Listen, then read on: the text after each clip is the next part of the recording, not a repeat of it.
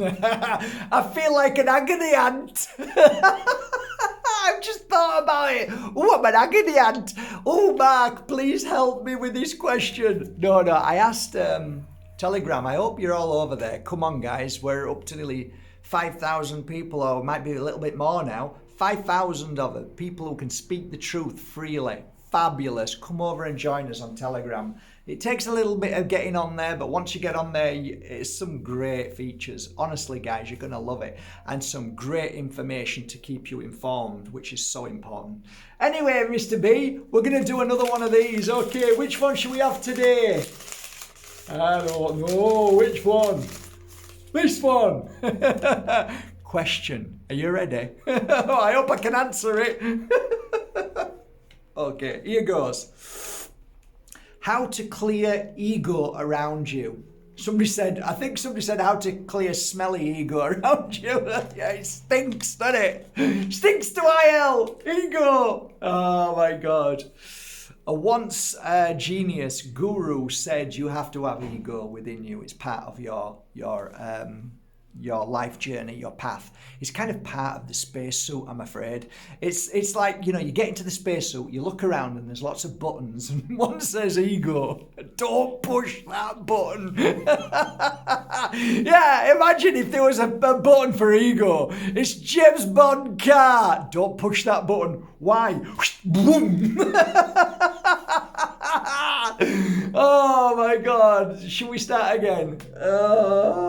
Being silly. I actually tired because Lily kept us awake most of the night, so we were up most of Oh my God, bless her. Okay, Lily. By the way, Lily's a poodle. 5 months old, beautiful poodle. I'll introduce you to her soon. Smelly ego. Get it away, spray it, get some spray. No, don't use any sprays, guys, for God's sake. Don't use sprays. No contamination, please. Right, ego. Let's be serious. Where do we go with ego? How do you get rid of ego, Mark? I think it's a process. I don't think it's a simple case of it's going to go tomorrow, or if you take these 5 steps, simple steps, you'll never have it again. I don't think it's like that. And partly, I think we could possibly say that ego becomes less when we realize that we actually know nothing the older we get. One thing I've certainly found in this field of work, which is called spirituality or awareness, is that we know nothing. We absolutely know. And I think that's a beautiful thing. When you look up at the stars and there's no light pollution, you realize that you're nothing, but you're also everything. The possibility is endless of everything. And the questions, the limited questions we ask ourselves, are we only ones on this planet? Which is such a stupid question, filled with ego. When you look up at the stars, I think it kind of really okay, I actually know nothing. I am really nothing, but then I am everything, which is quite beautiful, really. It's one of those moments where it's the double-edged sword, or that slap across the face where you wake up and realize that, there's nothing wrong with being insignificant because you are everything. But yeah, it's only little me. Well, it is only little you, and you are just a single drop, but actually, you do realize that you are that drop in that ocean. That is you. So you're the drop in the ocean. I'm going to couple this with another question, and that is, what is consciousness? Is it just a field of energy? Is it a wave of energy? Consciousness is everything that you are and that is around you. Consciousness is a connection to the spirit world, is a connection to your spirit inside the spacesuit that you are. Consciousness is everything that you touch, see, feel. It is energy. It is live. It is awake. It's aware. It is everything. When we say that everything is energy, I would say everything is consciousness. And what is consciousness? It's a brilliant question. For me, I think we are conscious. I do believe that. But I think the spacesuit limits us from our real true potential of the divine, that consciousness. And I think we're limited by how we live, what we are fed, both on a physical and emotional level, what we eat, all of these things, what we poison ourselves with, all of these things limit us to our consciousness, our greatest gift of seeing, our power, our understanding, and of course our feeling, what we feel. It's all connected to the consciousness. And everything around us is consciousness, which means that we can connect to that energetic frequency if we have all our chakras. It's just so limited by when we're talking about chakras. I'm talking about our spirit. When we have our physical and our spiritual aligned and balanced, the potential is so overwhelming that nirvana is so easy to connect to, but we are constantly invaded, we are constantly hijacked, we are constantly under attack by darkness that is always trying to limit us, always trying to tell us that we are sinners, always trying to tell us that we are not good enough, always trying to guide us to false idols, to false gurus. And consciousness is the furthest from that. Consciousness is looking up at the stars and seeing that we are everything and we are nothing. Because when you start to value yourself in the sense of a measuring stick, then why would you do that if you are everything and nothing? I am nothing, but I am everything. So you're not putting a label. You're not measuring yourself. You are. And that's it. I am. What's wrong with that? Why do you have to be the best? Why do you have to be the worst? Why do you have to be anything other than what you are? Can't you just be happy with the spirit that you are? Can't you work on your body temple every day to create your energetic frequency inside to be stronger every day? That then creates magic. That then creates the new way of seeing that you never saw before. I never saw that. I do now. Why is that? Well, because I'm not sick anymore. Okay, what is it? What made you see that? How did you come to that conclusion? Well, I actually was in a good mood, or I actually felt really good that day. Okay, so it's all positive. It's never when you're at the worst point. Well, actually, it can be. How's that? Well, I was down on my knees ready to kill myself, and all of a sudden I heard this voice saying, don't do that. And they explained, so it isn't about being happy and it isn't about being sad. It's all that is. And I was, everything shouldn't have limitations. Everything shouldn't be 1, 2, 3, ABC. What about if everything is as it should be? And those points that we keep saying it's random, what if it isn't random? Or what if it is? What if it's everything? Why is it that we are always looking to put things in a box, like we do our sandwich boxes when we went on holiday? Yeah, we're going to car now and spend a week away in the car, and let's put all the boxes away nicely and everything has to be perfect. Why does it have to be perfect?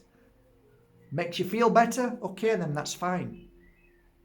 At the end of the day, consciousness is a frequency that we all vibrate either in or out of, but it's always there. So I step into consciousness or I step out of it. How is that possible? I don't really think that's the answer to consciousness. I think it's always there, and the possibility is every single moment of every single day of every single divine spark of what people call time. But I don't believe in time. I don't believe in time. And yet science can only say the one thing that is constant is this timeline all the time. It's always about time. But everything I see and feel about time limits me and limits my life. What time is it? Why? Because what? Because we're on a deadline. Beep, beep, beep, boo. Interesting words, deadline. Why would you call it a deadline? Because I'm in a rush. I've got to go. It's like everything in this world and the belter of belters, of pure control and enslavement. You're a lazy bum, you, aren't you? Why? Because you're not doing anything. So not doing anything makes me a lazy bum. How about the people who don't do anything, who go into retreat and they sit and meditate, and all of a sudden they come up with the most amazing ideas and become known all over the world for centuries? What about them people? Were they bums? No, they weren't bums. So why is he a bum? Well, because he's nobody. Oh, because he's nobody. But what about if you leave him alone and let him be and let him find himself, and all of a sudden maybe he might be the next person that we look up to? Why is it that you have to work hard every day and you've got to get up in the morning, you've got to go to... Why is that? That's only control, my friend. That's only greed. That's because you want people to do things for you, or you want your children to clean up and tidy up and do this and do... Yeah, I get it. Cleanliness is close to godliness. And it's annoying when people don't tidy up and don't do things. But I'm talking about when people want to just stop from this madhouse, this insanity, and this persistence of people's programming telling you what you should and shouldn't do. Get a job! Why? Because you're a lazy bum otherwise. Wow, seriously? Just leave people alone. Let them find themselves. Do you believe in a creator? Yeah, I believe in a creator. So you believe in God? Yeah, I believe in God. I go to church every week. Then why don't you believe in your son? Why are you calling him a bum? Do you think the creator created a bum? I mean, for me, consciousness is everything. And it will always be part of this cosmos. It will always be part of our every single piece of energy that leaves our mouth. Every single thought that comes out in our head. Every action that we take, good or bad, it's all consciousness. Everything is part of this divine, beautiful flow, which most of us are never really on. Most of us jump off the flow and we go into a chaotic mode. We do things that we fall, we trip, we smash things. We do. Why is that? Because we're in a rush. Because we're thinking about something else and we're doing 50 things on our minds. And, well, maybe we should just flow. Because when you flow, you don't enter into fear. You don't enter into issues and problems. The time when you step off that beautiful flow is when you go back into the brain and start calculating and start working out. And what time's John coming round? What time's... And what we have to make the tea and we must get this and we must... It's like, whoa, it's okay. It's okay. So... to me, a lot of people feel my energy and say, you're a breath of fresh air. They come here after 4 days and say, I've never felt like this before. And I say, why is that? Because out there is madhouse. It is. It's designed that way. It's designed to take you away from your magic, your gifts, your truth, the real you, the consciousness, the God particle, the spirit, whatever you want to call it. Of course. You come here for 4 days, which you can't now, but if you did, you'll know. You'll feel the tears. You'll realize that you got it all wrong out there. You realize that in here is what true healing is, what true life is. Most people haven't a clue what life is. Most people are so lost in their world that they don't know even what to do, what to think, or they don't even know what they're saying. They don't know what they're arguing about. They're fighting with each other just because of the sake of fighting. It's a madhouse. And then you come in here, you take a deep breath, you let it all out, you begin the healing, you start to heal strangers, you start to see the love that happens, you start to see the magic that's created, and all of a sudden, in those 4 days, you take something away with you that you've never, ever felt in the whole of your life. Or maybe when you were in your mother's arms or father's arms that you felt love at one point. Or somebody that you loved and you felt that love that cannot be written down or explained. It is an energetic frequency that is part of the awakening of the consciousness. And I did a video prior to this with a typical example of 99.9% of humanity. Because of our experience, because of those moments where we have had challenges, as we all have, we go into a kind of flaw mode, and that is to protect ourselves. It's a self-protection, and yet that is what has got us where we are. This is why we are so inwards, in the sense of not being able to speak or be confident, or because we're frightened of everything. We're frightened of everybody saying something about us. We're frightened of getting things wrong. We're frightened, we're scared, we're literally, and we just follow the herd. We just do what we're meant to do.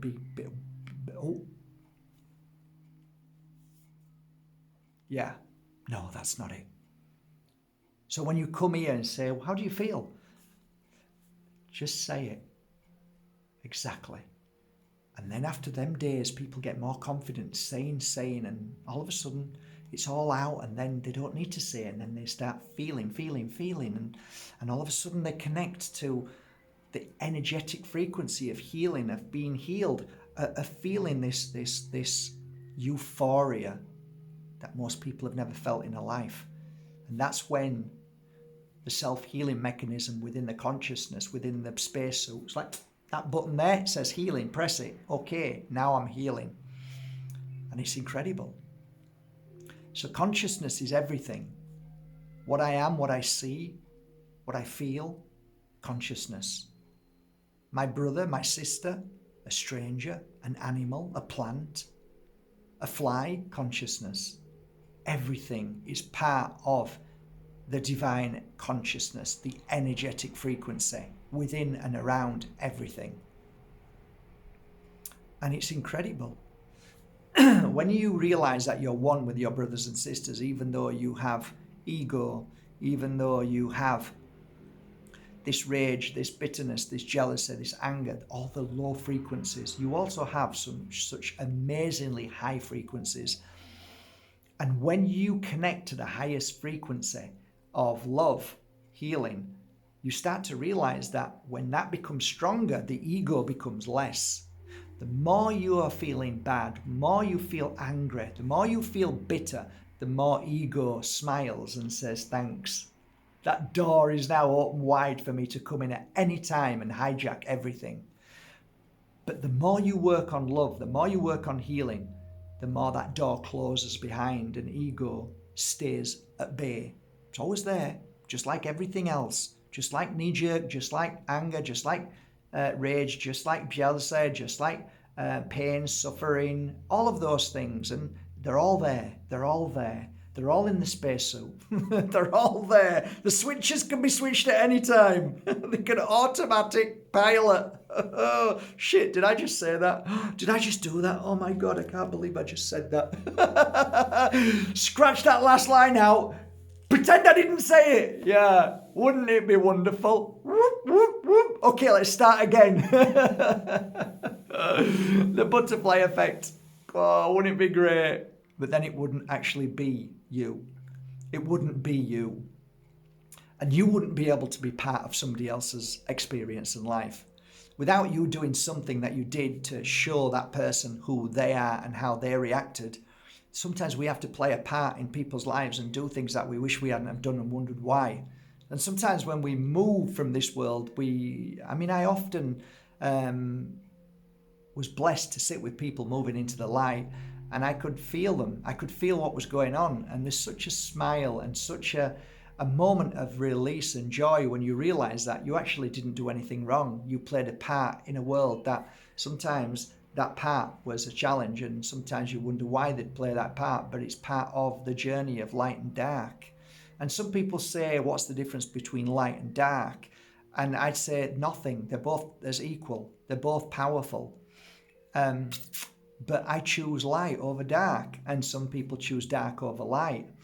And I guess that's the yin and the yang. That's the whole point of life. You have a choice. I would rather take a knife and carve a beautiful angel or an animal out of wood and some people would rather destroy. It might be hard to understand that, but you can't really judge people unless you've been in their shoes. And sometimes these things that people do are a lot of the times because of past life or because of what's happened to them as children. That's why I always say don't ever bully a child. Don't ever let children be bullied, because you don't know what you're creating from that moment on. And sometimes when a child's being bullied, it wants to get its own back on the world, and it will do terrible things to that world just to get its own back on that classroom that they were bullied and laughed at. So I don't judge anymore. I get angry, I get upset. I don't like to see bad things happening to people, and that's part of my life, my consciousness, my experience. And I'm not ashamed to say that I'm not perfect by any means. In fact, I'm probably one of the few people who have made more mistakes in a lifetime than anybody else. But I guess from those mistakes, it's made me realize what I don't want to be. So I guess if you've never made a mistake in the world, how are you to know whether you're doing right or wrong? I guess you just think you're doing right, which is maybe, but I look back and think, shouldn't have done that. And that's made me stronger and more wise to what's happening in the world right now and the coming years to come. So I see things through my mistakes. And it's true, most geniuses only became geniuses because of all the mistakes they made. Well, they weren't mistakes. They were actually efforts. They were times that they felt passion to do something and it didn't work. But I've often said that from going to here and you've made a mistake because you've gone to there and it didn't work. But then from there you went to there and then that didn't work. And you thought, oh my, typical example, a relationship. Oh, and I went with him and then I went there and oh, that went wrong, went with her or whatever. And I went here and then all of a sudden, oh my God, it's all worked out. And then I ask you, look back on your life. If it wasn't from going to there, to there, to there, to there, you'll never have got to there, because those experiences have made you who you are for you now to understand what you don't want or what you've experienced and said, okay, I've done that. I'm not doing that again. So it's quite amazing how your life path of living and learning through the challenges clears ego and helps you become more conscious to life and understanding what consciousness is, what your spirit is, what your soul journey is. So I find it fascinating, and I think we've just begun. And I think that even if we came back 1,000,000 times, we still wouldn't truly understand everything. So today, give yourself a break. Sit down, have a cup of tea, put your feet up, and just say, you know what? I'm doing my best. And that's all that matters. Thank you so much, guys, for going to Mark Bajerski Crystal's channel and watching the latest crystal that I'm uploading today. I hope you enjoy it. Take care. Bye for now.